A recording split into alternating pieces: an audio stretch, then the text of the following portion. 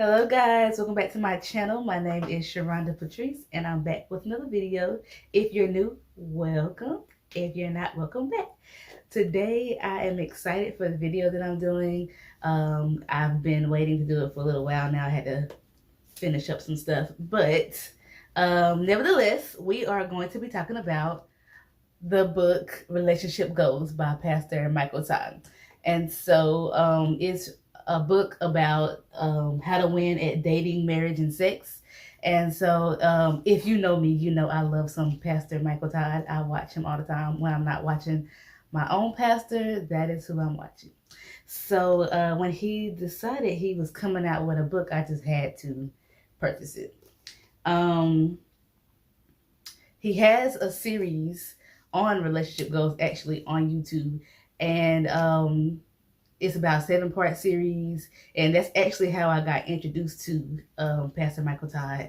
Was his relationship goals that kept popping up on my Facebook, and so I was like, well, let me just see what he's about, and I ended up loving it. So he has now written a book about relationship goals, and I just wanted to kind of go over it and hope that you guys would be interested in it because it's really vital information. So I just want to go have an overview of like what it's about. And so obviously you know that hashtag relationship goals goes around, but is it really what we should be idolizing and what we should be looking up to? And so that's the whole point behind the book. And so it's only 9 chapters. It's only 9 chapters, so it's not, well, it's a decent amount, but it's 9 chapters. It's very doable. But it's so much good information in the book. It's hard for me to like pick and choose like what I really, really like out of the book. But I did manage to narrow it down just a little bit. So let's get started. So the first part of the book that I really, really enjoyed was his second chapter. It says before the person. And the reason why I enjoy that is because it really just breaks down why or where relationships come from, which is from God, and talks about like the Holy Trinity, God the Father and the Holy Spirit. And it talks about how it was relationship between those three, and then comes Adam and Eve, and they wanted to have something that reflects them. And so it really just talks about how we have to have a relationship with God before we can have a relationship with others. And even though the title does say how to win at dating, marriage, and sex, it doesn't all apply to I guess romantic relationships, but you got sibling relationship, friendship, you have work friendships, work relationships, business relationships, anything along those lines. This book really shows you how to win at all relationships. So he's basically saying in this part that you have to have a relationship with God to have a successful relationship with anybody else. And so that's where we need to start. We need to, get in our word, and we need to pray, and we need to make sure that we're having a good relationship so that can reflect off of the relationships that we have. So that was like my first, the first chapter that I ran across that I really, really enjoyed reading. And then we have the next one that I really enjoy, which this is probably one of I would say really close to the top of my favorite chapters. It's kind of hard to choose, you guys, because it's really good. But I would say the intentional dating is really caught my attention. And the reason why I say that is because I thought I was intentionally dating. I'm just gonna be honest. I thought I was intentionally dating. I I felt like it, I thought, I'm gonna pray for the person that I want, and I'm gonna get this guy, and we're gonna have this awesome relationship. And it did not work out like that. My relationships did last long, but they shouldn't have lasted that long. Let's just be honest. They should not have lasted that long. So I have found out what intentional dating is reading this book. So let me go to a part of the intentional dating. Okay, so in intentional dating, we have to have intentional friendship. And so, we always talk about, the person that you're dating or you're married to or whatever that's my best friend or whatever. But are we really friends with them though? Can we honestly say that's our best friend? So he says we should have intentional friendship first. And so in that, he's saying that we should take 90 days to figure out if this relationship is something that we want. And so to break it down, you want to see, okay, you find somebody that you might be interested in, right? You think you might want to see what it's about. And so you take 90 days to get to know them. And let me go back. In this 90 days of getting to know the person, you should be discussing your relationship fears. You should agree on boundaries, and you should have focused conversations. And so in the midst of doing that in the 90 days, if you feel like once you get to the end of the 90 days, you don't want to go any further, you can just end it there. Michael Todd talks about how to cut it off.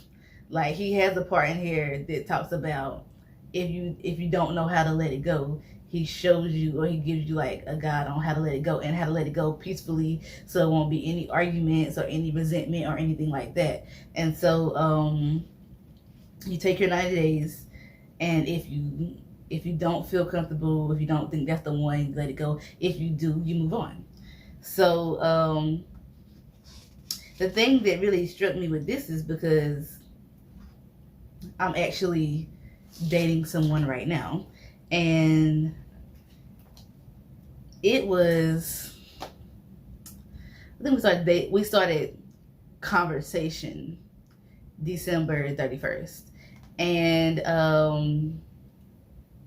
unintentionally we started dating March the 17th, which was about 90 days, and I wasn't really focusing on 90 days. Actually, the book hadn't even came out by then, but it was me like being afraid of moving on when I had just got out of a bad relationship. I was not trying to date anybody else. And I did have a list that he talks about in this book about ripping up the list and stuff like that. I did have a list, and by the time that I had got out of this bad breakup, or I had this bad breakup, I was just not trying to talk to anybody. I didn't want anybody looking my way. If they look at me, I'm turning the opposite way. Don't even look at me. So after all that, after the bad breakup or whatever, I told God, whatever you have for me is for me. Like, obviously what I want is not right, and so I'm gonna give it all to you, and whatever you have that is supposed to fit my life, that's what I'm gonna do. And so that's kind of how I ended up talking to this guy, because he just not really showed up out of the blue, because I've known him for quite a while. I just was never interested. So I think that I ended up intentionally dating because it was me being afraid of getting back into a relationship. And so like God had given me a confirmation, right? So I was like, I'm not getting another relationship until God has given me a confirmation. Boom, God gave me confirmation, right? I was like, yeah, no. I need another confirmation because that could just be the devil playing with me. I need another confirmation. And so then maybe like a week later, I got confirmation number 2. I was like, well, you know, confirmations come in 3. So if it's really real, God will give me confirmation number 3. And so my mom was like, girl, how many confirmations do you need? Like, and I was like, I know, but I'm waiting on confirmation number 3, for real. If I get confirmation number 3, I will go with it. And lo and behold, I got confirmation number 3. And so that's how we started officially dating. And so when I was reading this, and it was talking about taking 90 days and, you know, discussing your fears and agreeing on boundaries and having focused conversations, I was already doing that, not even knowing that that was the way that I should have been going. But I really appreciate reading, and I wish I had this a long time ago. I'm not gonna lie. If I had this at 18, I probably would not have gone through some of the relationships that I did go through. So you guys really need to get this book. I'm so serious. This book is so good. So let's move on to my next chapter that I really enjoyed reading. And that was All Tied Up. Okay, and so he had 2 chapters about sex. And the first chapter was surrendering your sexuality, and the second one was All Tied Up. All Tied Up was the one that really kind of like, it read me, y'all. He was really reading me through the whole book. But this chapter right here, y'all, he was reading me. I said, you did not have to do me like that. But anyway, All Tied Up is talking about soul ties. And so it explains what a soul tie is. And if you don't know, let me read you his version when I get there. Okay. So he says, it is not surprising that what someone's soul is exposed to can be very influential in his life. Soul ties happen when someone allows his soul to become attached in someone or something that has the power to affect him. There are all kinds of soul ties, godly ones and ungodly ones, constructive ones and destructive ones. So, he talks about like marriage being a godly soul tie, and that if you're not married or whatever and you develop a soul tie with somebody that is ungodly and is very destructive. And to break it down even further, like a lot of people get soul ties because they've had premarital sex, and now they're tied to someone that they didn't mean, not necessarily that they didn't mean to, but if they knew it wasn't going to work out, they probably wouldn't have done it. But there are people who are having just like random sex too, and they're forming all these soul ties with all these people that they've had sex with. And so again, it talks about marriage being a godly soul tie, and then he also talks about the most important soul tie is God. And so we need to have a soul tie. That's an unbreakable soul tie. Like you cannot break the soul tie with God. And that's what we should be having. Our souls should be connected with God. And so go on. Let me go back to my spot. Where he was really reading me at was where he was talking about he has a part in here that says in bed with Jesus. And so basically he talks about like everything that you do, every single little thing that you do is God's there. Jesus is there. And so that means if you're sending text messages that you should not be sending, Jesus is right there looking at you, watching you send these messages. If you are having premarital sex, Jesus is right there while you're having sex. Disturbing, isn't it? But it's true. And that thing really tore my spirit up. I said, why he reading me like that though? So that part right there really got me. Like just knowing like the things that you do. We know that God is everywhere. God is omniscient. We know God is omnipresent. We know that. But we don't really think about that when we're sending ungodly text messages or we're sending or we're having premarital sex or the other things that he described was picking up a hooker on the side of the road or watching porn or whatever. Like when you're watching porn, God's standing right there, and I mean he's gonna be watching it with you because he's always there, and so he sees what you're doing. So do you really feel comfortable watching porn knowing that Jesus is right there beside you? That's just like, oh my God. That's just like your dad busting in and you're doing something you're not supposed to be doing and you're trying to, fumble and get out of it or whatever. You know what I mean? Like that's daddy coming in and he sees what you're doing at all times. He really read me on that chapter. And so the last part of the book that I want to talk about is his last chapter, chapter 9. It's called Major Keys to a Successful Marriage. And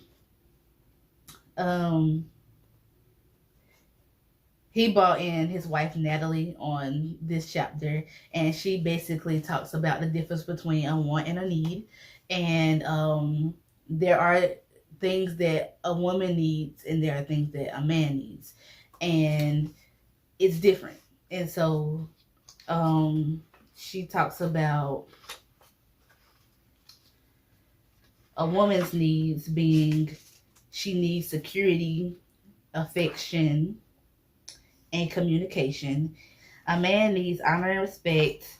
He needs support, and he needs sex. And so she really kind of like broke down each one. She did the woman and the man, and she broke down each one and how they both have different needs. And she even goes into detail about like how they needed different things, and they thought they were doing things right, but really it was like affecting their relationship because it wasn't fulfilling her or it wasn't fulfilling him. And so also they talked about communication, and they referenced the book Five Love Languages. And so learning what your love language is, and if you've read it, you understand. If you haven't,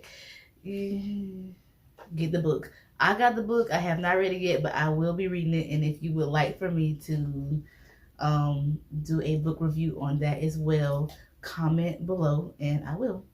But that will be on my next list to read is the 5 love languages. And so that's just basically telling you how to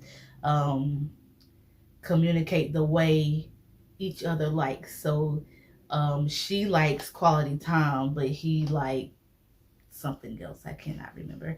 But let's just say I like quality time, but my boyfriend likes affection. But we didn't know, and we were trying to give each other what we like. So I like quality time, so I'm trying to give him quality time, whereas he likes affection, so he's trying to give me affection.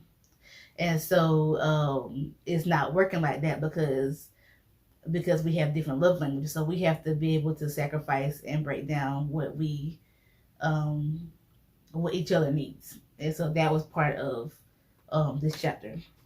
And then it talks about the last part of it is conflict, and it's basically like making sure that you learn how to resolve conflict, and it's not like arguments or whatever, but it should be like basically like peaceful disagreements, and learning how to communicate so that it can prevent unnecessary arguments. So overall, I really enjoyed this book, and I would honestly read it again just to refresh myself on some of the things that he said. And so I really recommend this book, and I really think you guys should look into it. And if you know or you listen to him, then you can like imagine how he talked. That's exactly how he wrote the book. Like I could imagine him talking in as I was reading. And so it's really, I mean, and you know he's down to earth or whatever, so it's really a good book. Like I really think that you should take the time and invest in it. You can get it on Amazon, and I think I've seen like Target and Walmart. I got mine on Amazon for $16. They also have he has a workbook, which I did not get because when I looked into it, it's kind of like a group discussion, and I hadn't had anybody who read the book outside of one other person. And so if I was to get other people who read the book, then I would definitely get the workbook and have like a group discussion on the book. And so also, so we have the book, we have the workbook, you have the series that started it all. So there's the Relationship Goals series. I think it was 2017. And then he now has a Relationship Goals Reloaded that he just did recently on YouTube as well. And then also there's a devotional on the Bible app, Relationship Goals.